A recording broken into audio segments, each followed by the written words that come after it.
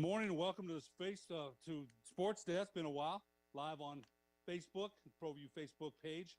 I'm your host, Ed Nunez. With us, producer Alden Iowani and also Josh Brown. It's been 7 months absence, so we're glad to have you back. And as our special guest today, we've got Las Cruces head boys basketball coach Will Benjamin, whose Bulldogs won the 5A championship last spring, 65-53 over Capital for the championship. And Coach, I know it's seemed like a while there. You got your ring there. Your second title as at Las Cruces, you won one in 2013 as well. And, we want to talk to you about, you beat Clovis 51-46, Volcano Vista 47-31, Capital 65-53, and in unusual circumstances, and that there's no fans allowed. And for us as broadcasters, I've been around the game as a player, coach, an official, and broadcaster, and we broadcast 3 days, I believe, without fans. So it was an unusual situation for everybody. Everyone's going through COVID right now.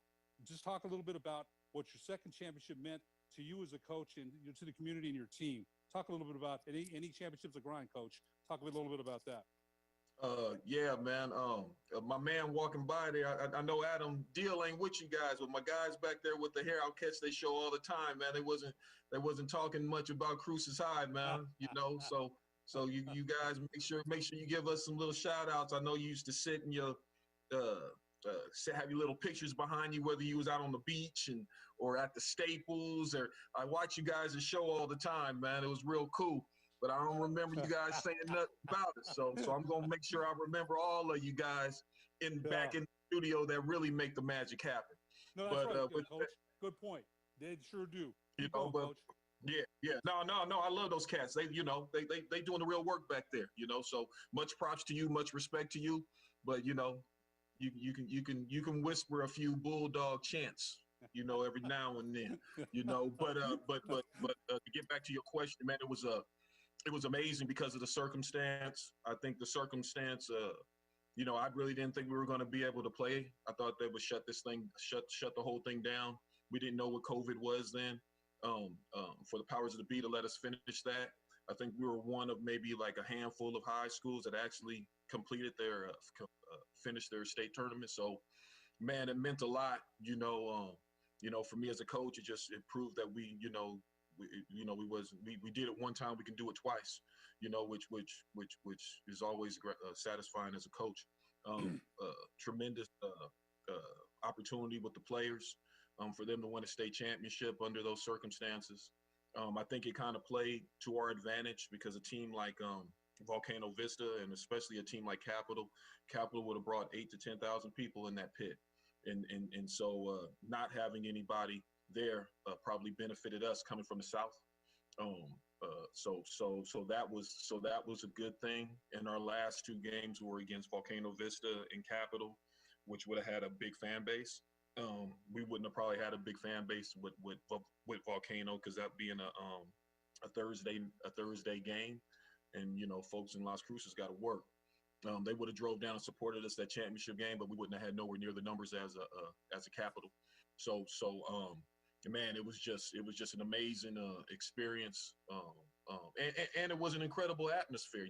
Not having anybody in the gym was something totally different. So you had to generate your own energy, your own excitement. And the kids did a great job, man. It was just, it was just tremendous winning that for the second time. Talk about that a little bit, Coach, because we're not used to that, right? I remember being at the Santa Ana Star Center and calling those games without, and the benches made a lot of noise. There's no cheerleaders. As a referee, I can always hear the guy in the fifth row, ref, you suck. And there was none of that. Now, you talked about making your own energy and the kids doing that. Well, how did the kids respond with no fan reaction? What did you think? How did they respond? Because, again, that's hard to do. Now, when you're used to playing with fans and people supporting you, talk a little bit about how they responded to that ambiance with no fans. I thought they responded real well. We had a nice meeting after we played Clovis, after we beat Clovis. We had a good team meeting, and I explained to them the situation to where if we're allowed to finish this thing, that there's not going to be anybody there.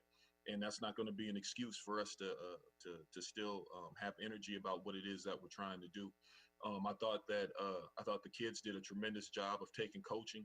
Not having any fans there in the gym, there's no excuse for, Coach, I didn't hear you, or they looking up in the stands at their mamas and daddies or friends, girlfriends, whatever.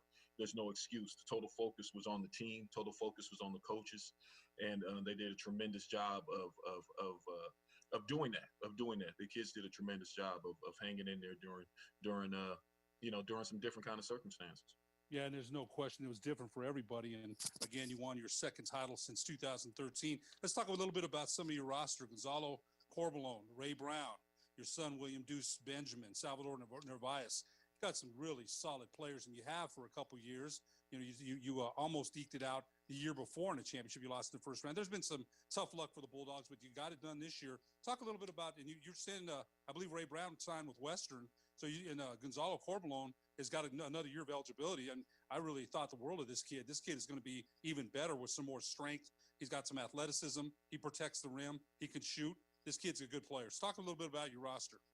Well, Gonzalo graduated. I wish he had another year of eligibility, but he okay, doesn't. I thought he had one more year. My fault. No, he signed with Lubbock Christian. He's at school at Lubbock Christian. Sal Navarez, he signed with Northern New Mexico. Ray Brown signed with Western New Mexico. So we lost those three guys, but you left out Isaiah Carr, who did a tremendous job at 6'9", 4'6", 6'8".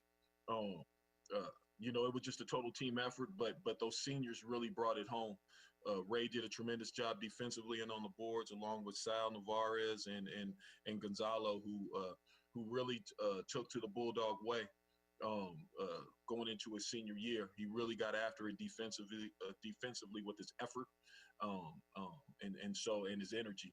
So we were able to pull that thing off. Deuce did a tremendous job running point guard for us all year, and so. And then we had a tremendous bench with Josiah Montoya, who did a tremendous job coming off the bench, along with Dustin Hicks, who stepped up, and along with Caden Self, who stepped up. So I mean, I played eight. I played eight throughout that whole tournament, and everybody who got in did a tremendous job of contributing in a positive way in order for us to be successful and win our second state championship. That sounds like a total team commitment and team contributions there, and it has to be. Whenever you win a championship, it's a grind, and everybody contributes. Coach, talk a little bit about Deuce, William Deuce Benjamin, and you've coached. This is your son, it's always, I always say it's hard to coach your son. He's very talented. There's no question about it. But you're harder on him than you're a former New Mexico State Aggie. We'll get to that in the second segment. You played professionally overseas. You know what it's like. You've been in the grind, man, and it's hard to coach your son, right? Because everybody says you're not hard enough. Some say you're too hard on him. No matter what you do, you can't win. Talk a little bit about coaching your son, William Deuce Benjamin, who's still growing, still developing. Talk a little bit about that. I've been fortunate, man. I've been very lucky. He's put a lot of time in to the game, and he's done a great job of developing. It hasn't been that difficult for him. It's been more difficult for me. As far as me being tougher on him, I think I've been pretty fair, but like I said, I've been fortunate because Deuce can play, and so the expectations that I've put on him are the same kind of expectations that I'd put on anybody that has his skill level, so he did a tremendous job his freshman year. I thought coming off the bench where he had to earn getting on the court. It would have been so easy to start him, but I don't think that would have benefited him mentally as far as developing his game and having to work hard. I thought last year he did a tremendous job of running the point. I thought a lot of people didn't think he would be able to run the point guard spot for us. He was more of a scorer. But I thought he did a tremendous job of running the point guard position. And I mean, he led us in assists. I think he had like 100 and something assists. So, and he still got us 12, 13 points a game. So I thought last year he did a tremendous job of running the point. Taking coaching is very important. Sometimes we get these kids that I was reading a book by Hubie Brown, and he was talking about the worst thing a coach can do is let a player slide through. Got to hold him accountable. I think I've done a good job of holding him accountable like all the other players. And man, I hope they open this thing up because he's really improved a lot, and I think we're getting ready to see some special things from him this year if we're able to get out on the court. Coach, we appreciate it. We're going to take a short break and be back with Las Cruces head coach Will Benjamin after these messages on the Sports Desk.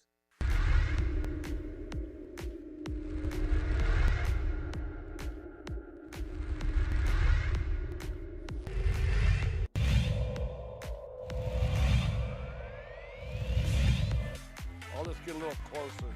Oh, instead it's a gorgeous pass. Here's what Hill's gonna just shoot it. He's going to go all the way. He's gonna fire at the buzzer and he hits.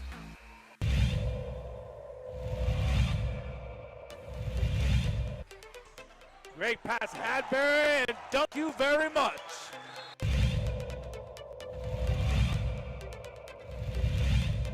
Tie in the district. Inside, fly, Eagles. Chavez uses some athleticism. And then Morris down low, able to finish. You called it, Steve, in 10 seconds. And look at this, stripped, stolen Watson. Christian Lucero beats the buzzer. Here's Ian Chavez, the sharpshooter. Got it. Could have said that any better. He answered the question. He On got a another steal one. at the buzzer. Back to back for Chavez. To the paint. Medina from the volleyball lines. Medina wants another one from deep. Oh, he wants 10. Give him 10.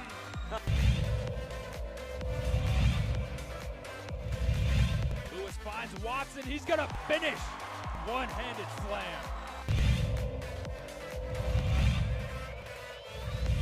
Volcano Vista, but just all the different scenarios we could see potentially play out ahead of the state tournament.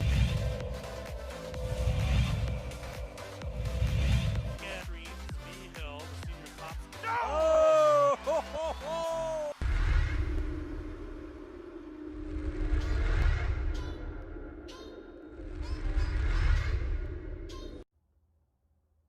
You know how we do this. Number 17, baby. Number 17, and we got that ring. Ring, baby. Ring, baby. I feel it. I can feel it. Got that ring. Number 17. Thank you, LBJ, for bringing your services to LA. Thank you, AD, for doing what you do. And now, Clipper fans, watch how we celebrate. Again. It's been a while, but you'll be watching us again.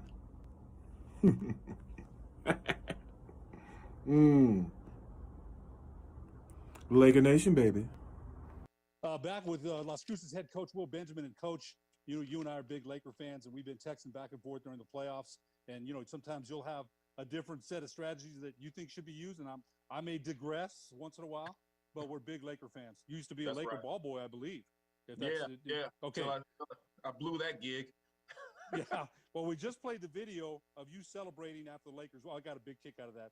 I was really, and again, during a pandemic, I think every championship is very hard to win. And some people have tried to cheapen the championship because they said it's in a bubble and this and that. But you know what the grind is to win a championship. And I'll tell you, number 17, I couldn't have been more excited about that. I really couldn't have been. I didn't miss one playoff game. And so talk a little bit about the Lakers championships. They're 17th overall. I've seen them win 12 in my lifetime as a Laker fan. So talk about the thrill of seeing the Lakers win another championship. It's been a while since 2010. Mention that a little bit.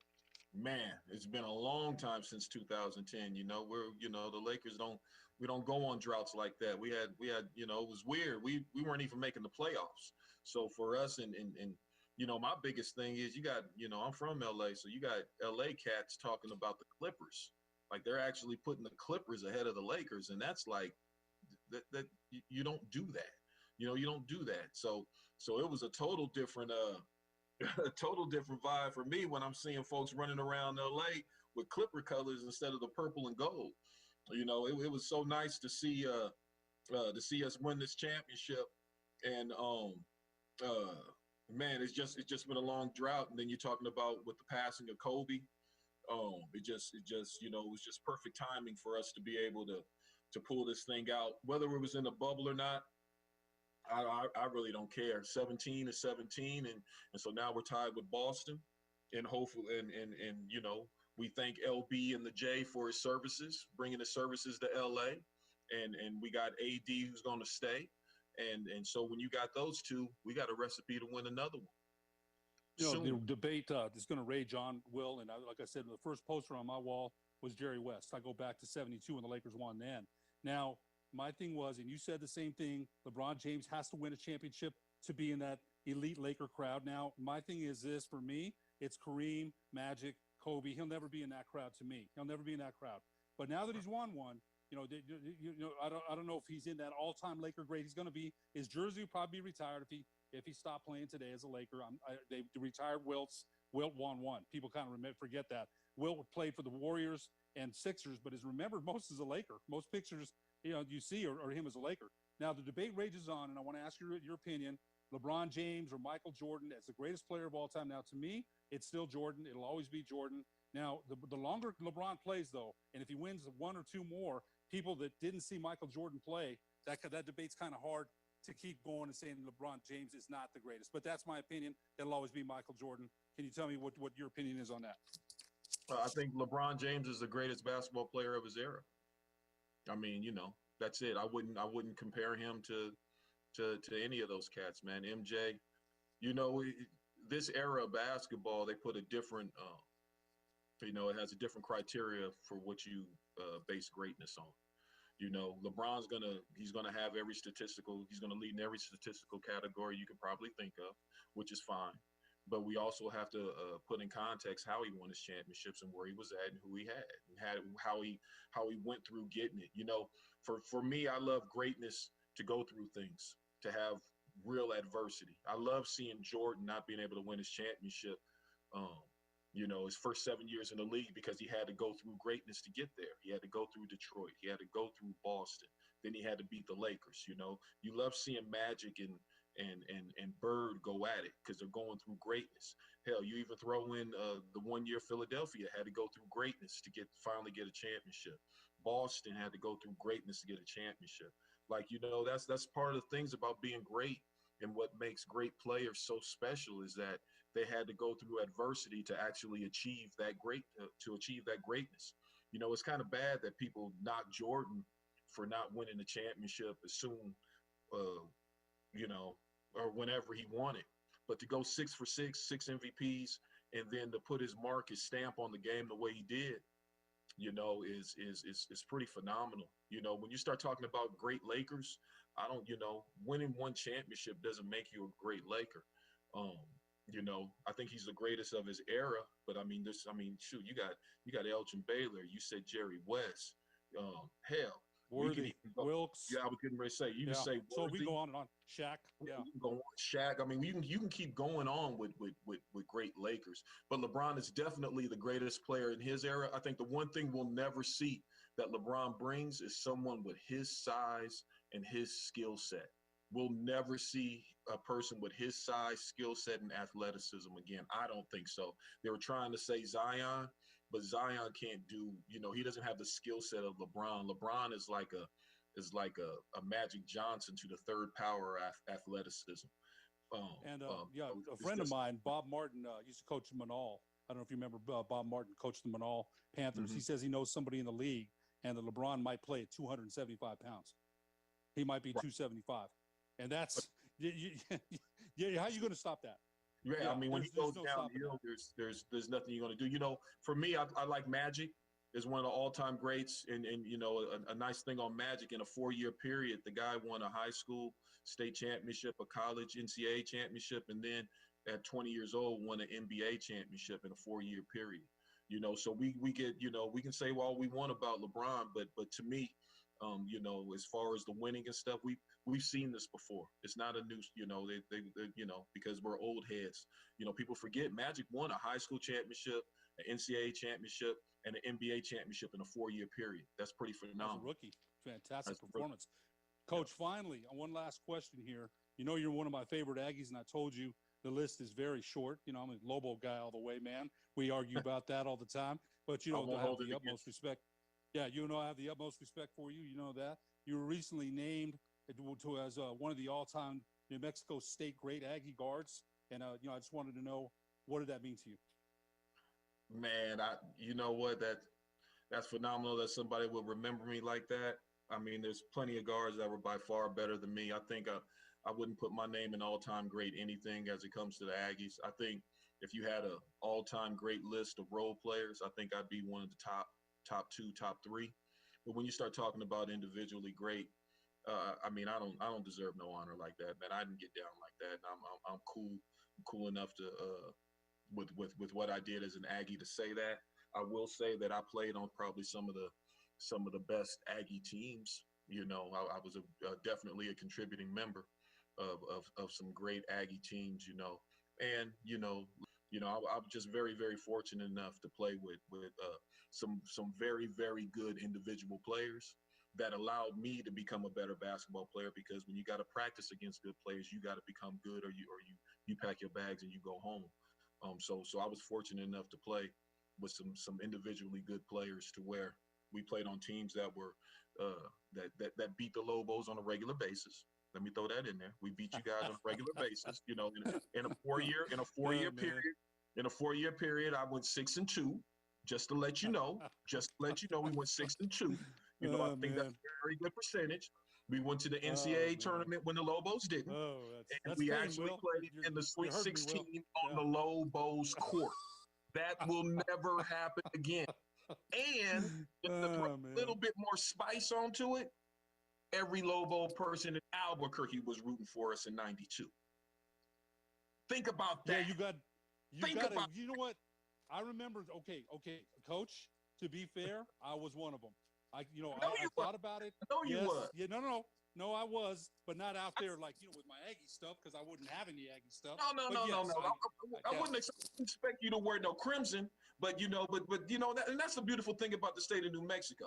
You know, when we made it to the Sweet 16 and that game was going to be played at the Pit, there was billboards in Albuquerque talking about "Go Aggies." Like, we all came, like, it was a New Mexico thing. It wasn't no Aggie or Lobo thing.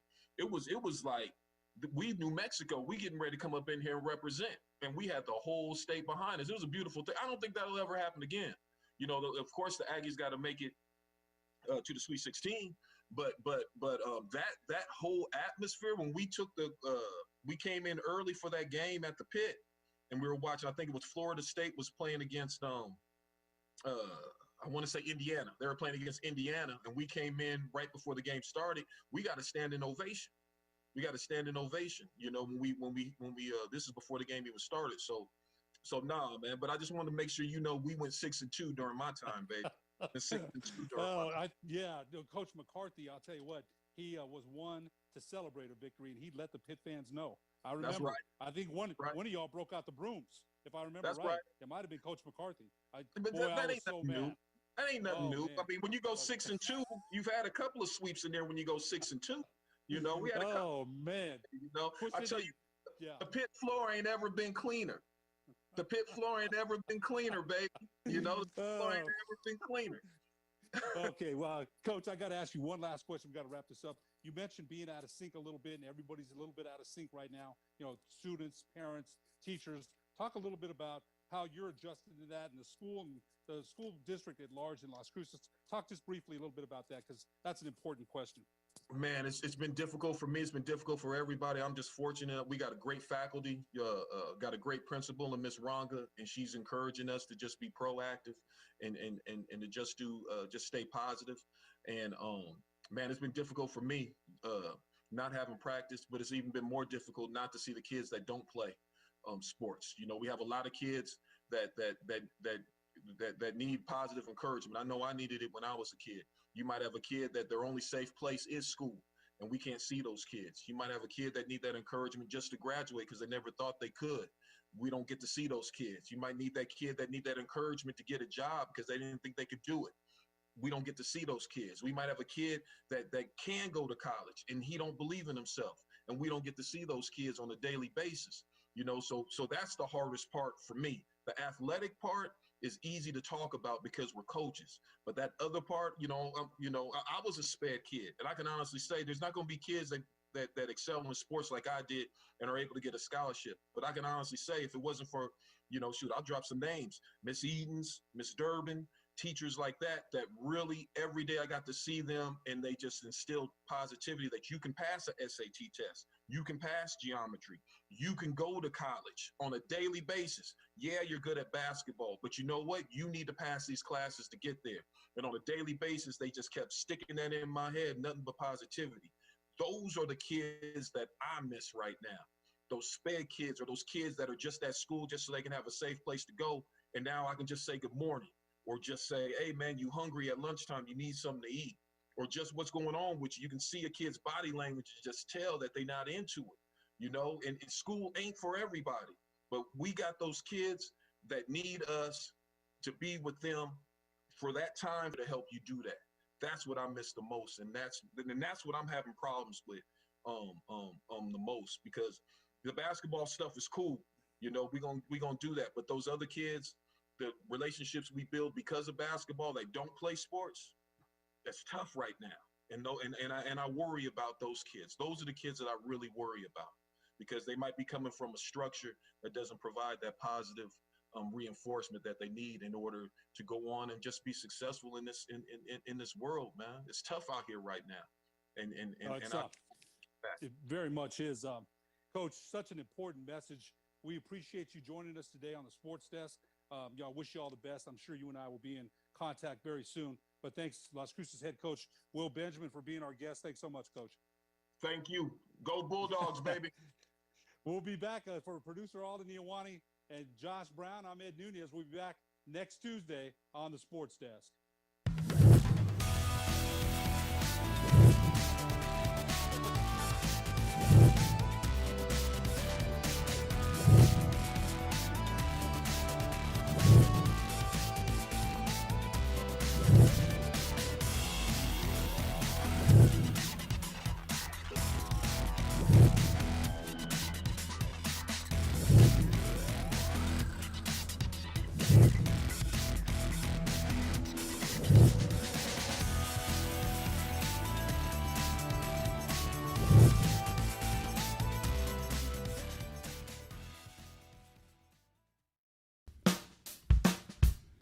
Well, I'm going to the frontier, walk up to the cashier, order up a root beer and a number one. Cover it with green stuff, one scoop is not enough. Find a booth is real tough, back by the Duke. Meet my family, meet my friends in the quirkiest restaurant I have ever been. All of Albuquerque's favorite spot, it's the Frontier Restaurant. The Frontier Restaurant is a proud supporter of ProView Sports Network. Don't sacrifice quality and flavor when you're in a hurry. Golden Pride offers ribs, fried chicken, green and red chili breakfast burritos, and Frontier Cinnabons. 4 great locations, or visit us online at goldenpride@abq.com. Golden Pride Barbecue Chicken and Ribs, proud supporter of ProView Sports Network.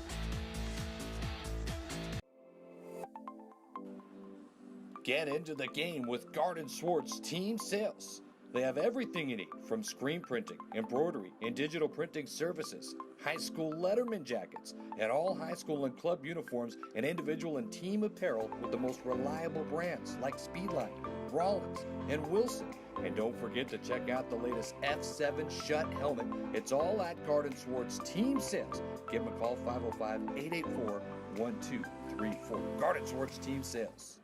Is this my car? State Farm knows that for every one of those moments, This is ridiculous! there's one of these. Is this my car?